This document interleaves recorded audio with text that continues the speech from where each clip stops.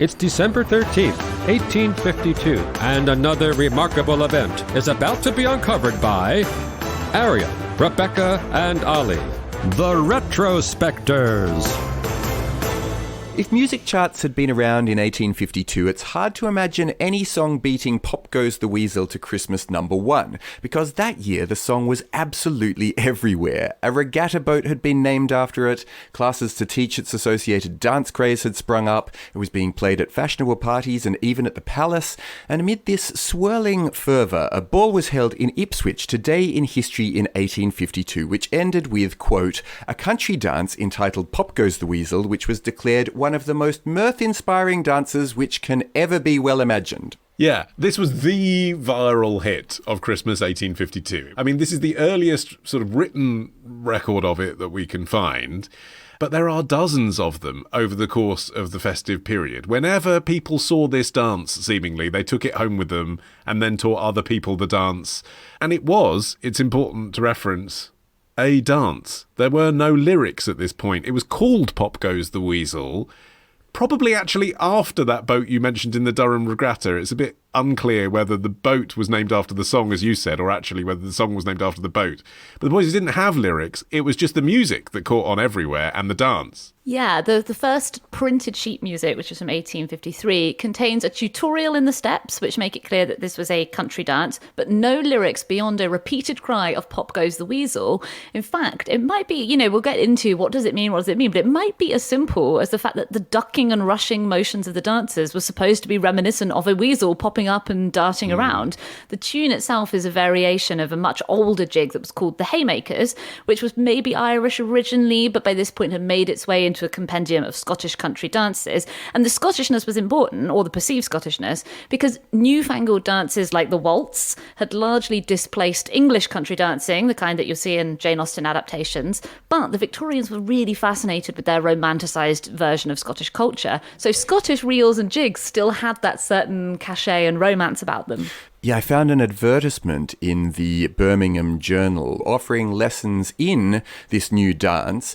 Mr. and Mrs. Ridgway beg to acquaint the gentry that they are now giving private instruction in the above highly fashionable dance recently introduced at Her Majesty's and the nobility's private soirees. Just kind of like telling people about how popular this thing is and basically saying you need to know this dance and you need to know the steps because it's going to be absolutely everywhere in the years to come. Yeah, I mean, the fact it was performed at the Palace did seem to be the cherry on the cake, didn't it, for it really sort of peaking this Christmas. I mean, it's interesting. Like, obviously, we all still know Pop Goes the Weasel, so this has been a long-running hit. Every child is taught it in the English-speaking world, still.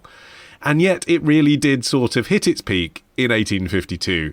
By kind of 1855, yes, everyone knew it, but far from being the dance of the gentry, it was being seen as highly undesirable gauche street music that poor people played incessantly. The National Society for Promoting the Education of the Poor in England and Wales wrote that the song was contagious and pestilent. Worst of all, almost every species of ribaldry and low wit has been rendered into rhyme to suit it. So how did this happen? How did it become this magnet for sort of slightly nonsense lyrics?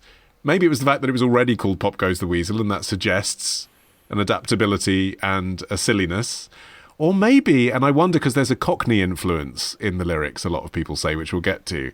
I wonder if it was because it was an upper-class song. This was a chance to now stamp working-class London culture on this thing that had come to be identified with really what the posh kids were dancing to. Yeah, and it's interesting because I think it's one of those things where we tend to assume, the real meaning was probably clear to everyone at the time, but, it's been lost over history and now it seems like nonsense to us. But it was very much baffling nonsense to a large portion of its Victorian audience. And we know this because there was actually a music hall song about it, which actually seems to predate the more famous lyrics that we know now. It was a comic song called Pop Goes the Weasel, sung by W.R. Mandale. And it's all about how nobody has a clue what this song that's everywhere actually means. And the song ends, I'm still as wise as ever ever I was, and fool's an empty pea shell, in as far as the true history goes of Pop Goes the Weasel. So there's all sorts of interpretations that have sprung up about what it could possibly mean.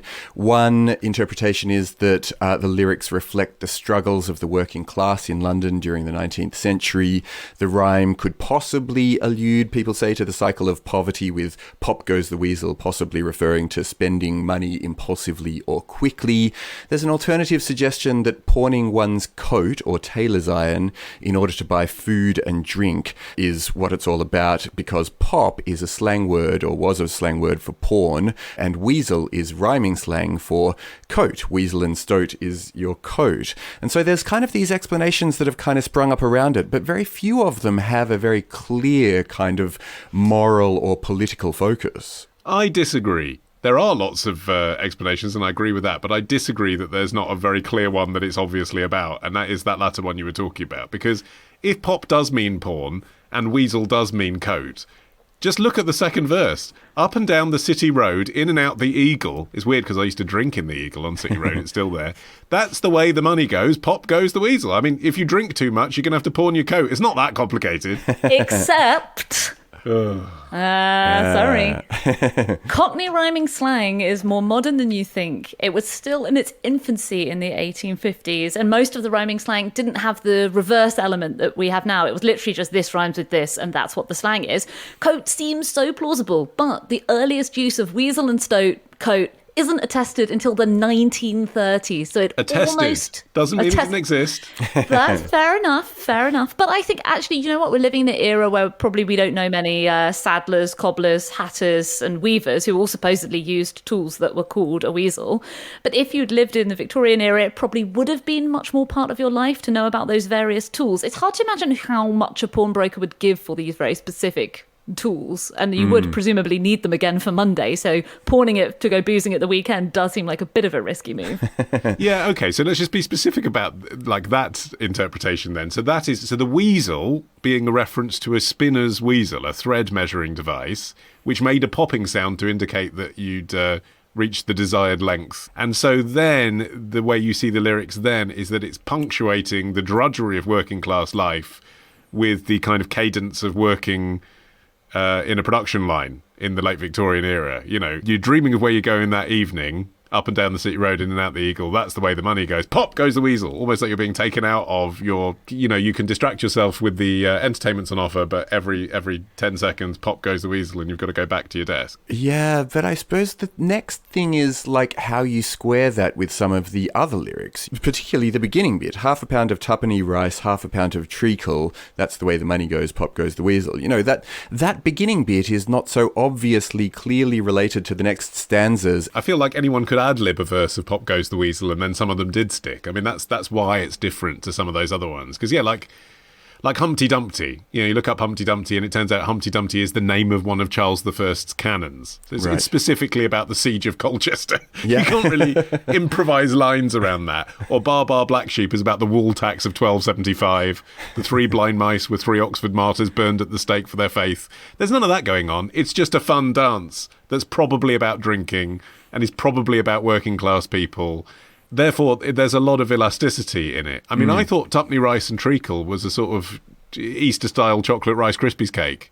But no, I think probably the most likely explanation for that is, again, it's everyday essentials, isn't it?